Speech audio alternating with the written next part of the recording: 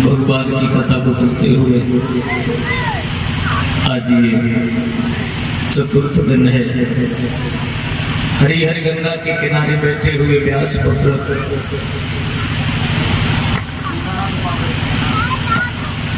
श्री सुखदेव जी महाराज परीक्षित को भक्त भगवान की चर्चा करते हुए बताया,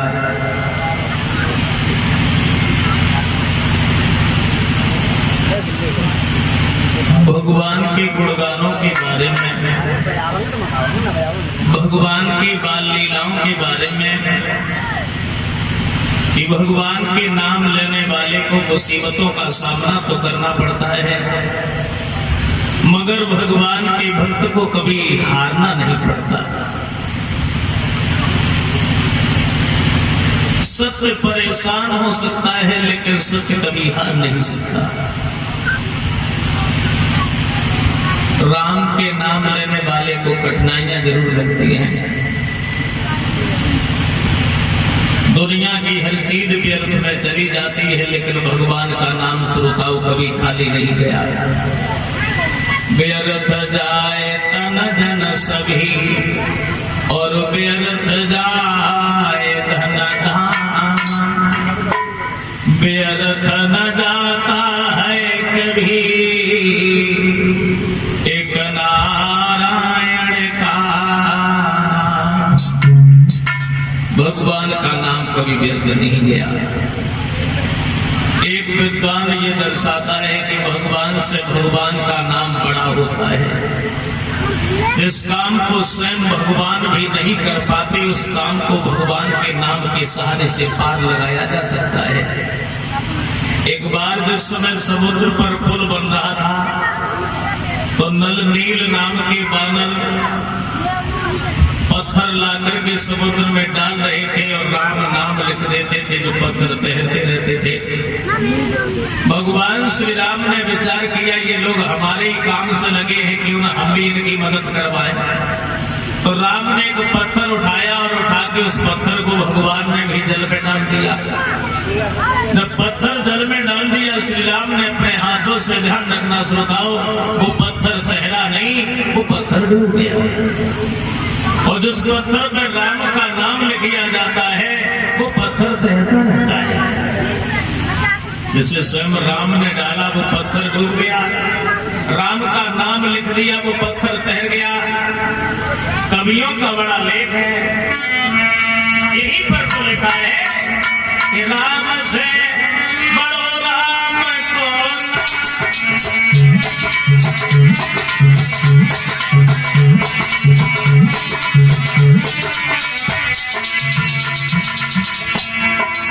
भगवान का नाम है।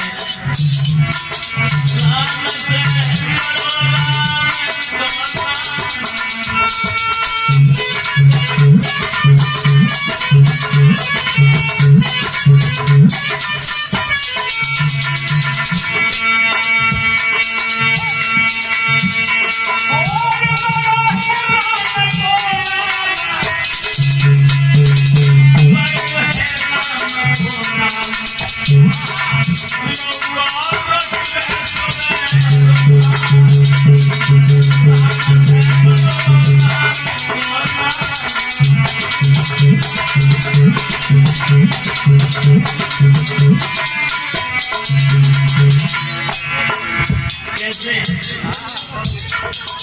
जिस समुद्र को बांध सके ना वही खुद सीधा, उसी समुद्र को नगरीला बांध दो, लिख लिख राम को नाम, भैया बदले सुने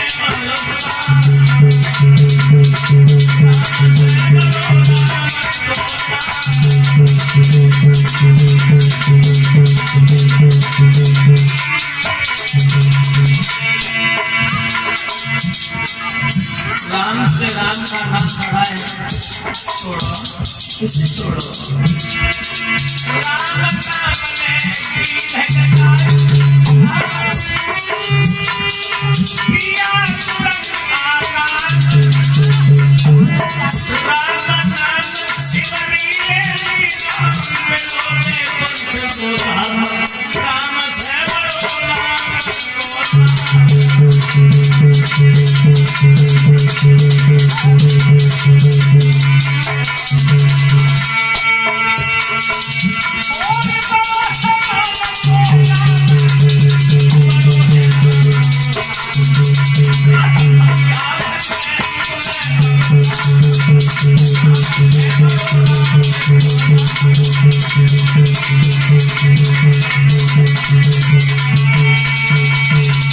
भगवान से भगवान का नाम बड़ा बताया है, भगवान का नाम बड़ा होता है, इसलिए कभी भी गुमान नहीं करना चाहिए, अभिमान नहीं करना चाहिए।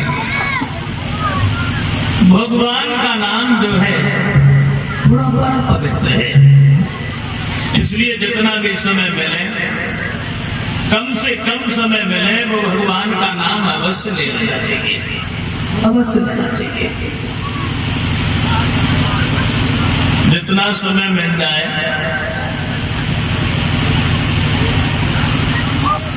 प्रसंग चल रहा था ध्रुव के बारे में। इंद्र ध्रुव ने अपमान सहन किए। कहा पिता की गोद में जब पिता ने बैठा लिया तो मौसी ने ध्रुव के धकेला मार दिया। क्यों? क्योंकि ध्रुव की मां खेतों पर चिड़िया और काग उड़ाती थी। ध्रुव की मां दासी के समान बन गई। इसके लिए अपने पति की खातिर।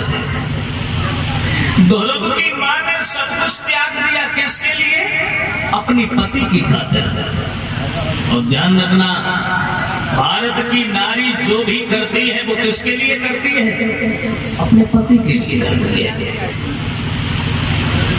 शिवरात्रि को व्रत रहे, नवदुर्गा को व्रत रहे, सोमवार को व्रत रहे,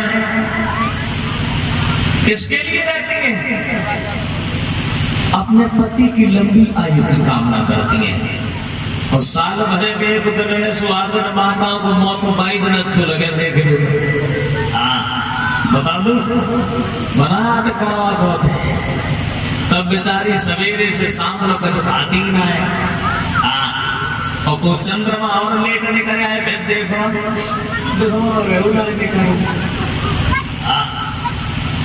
अंदाजा लगाना। हमसे एक भाई ने सवाल किया एक दिन कि देखिए, मैंने कथा में कहा कि जो भी पति कथा भागवत में दान करता है, कहीं तीर्थ यात्रा में पुण्य करता है, अगर वो 100 रुपए दान करता है तो 50 रुपए का फल उसकी पत्नी को मिल जाता है। 100 रुपए यदि पति ने दान किए तो 50 का फल पत्नी को मिलेगा और 50 का पति को मिलेगा। पति ने जो दान किया उसमें, और पत्नी ने 100 रुपया दान करे उसमें पति को अधिकार नहीं मिलेगा, पत्नी को 100 रुपए का पूरा फल मिलेगा। मैंने कह दिया तो एक खड़े हो गए, देखिए ये तो बात गलत है। मैंने कही क्यों? जवाब दिया, भाई हम कोई पुण्य दान करते हैं उसमें पत्नी का आधा भाग हो जाता है, और पत्नी पुण्य दान करती उसमें हमारा आधा भाग क्यों नहीं होता?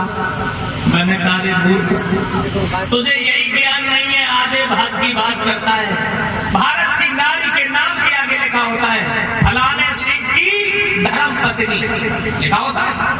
किसी को भी देखो, जिसकी भी पत्नी होगी अपने पति का नाम लगाएगी, फलाने सिंह की धर्म पत्नी। बताओ, पति के धर्म में ही तो पत्नी का अधिकार होता है। और जब लिखी ना फलाने सिंह की पाप पत्नी, आदमी के तो पाप करे, हम पत्नी को अधिकार ना है, पत्नी को नहीं भोगना पड़ेगा। अब आप लोग सोच रहे होंगे कि पत्नी पुण्य करती उसमें हमें क्यों नहीं मिलता? बताओ, आदमी के नाम के आगे लिखो कि वो फलाने सिंह के धर्म पता नहीं लिखा, क्योंकि पत्नी जो भी करती है वो अपने पति के लिए करती है। सुनीति अपने पति की खातिर, अपने पति को प्रसन्न रखने के लिए उसने खेतों पर चिड़िया और काग उड़ाए। पति के खातिर काग बिड़ानी बन गई वो नारी। क्योंकि मैं तो कभी कभी सोचा करता हूं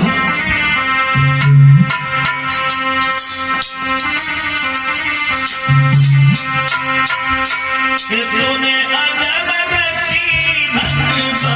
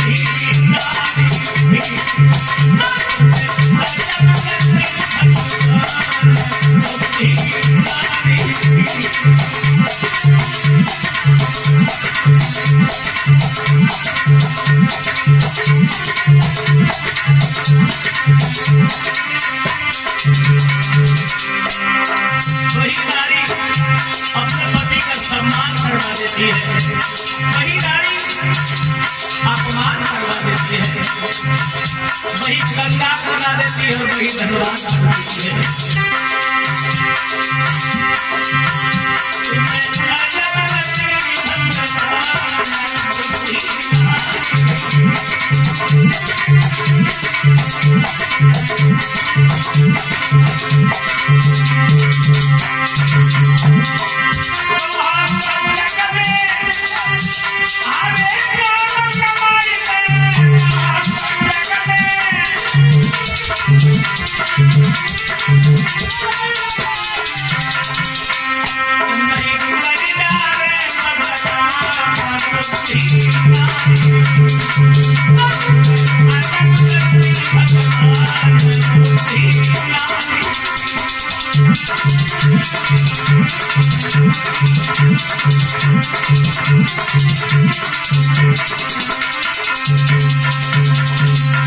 नारी घर की गृहिणी होती है, नारी से घर की शोभा होती है।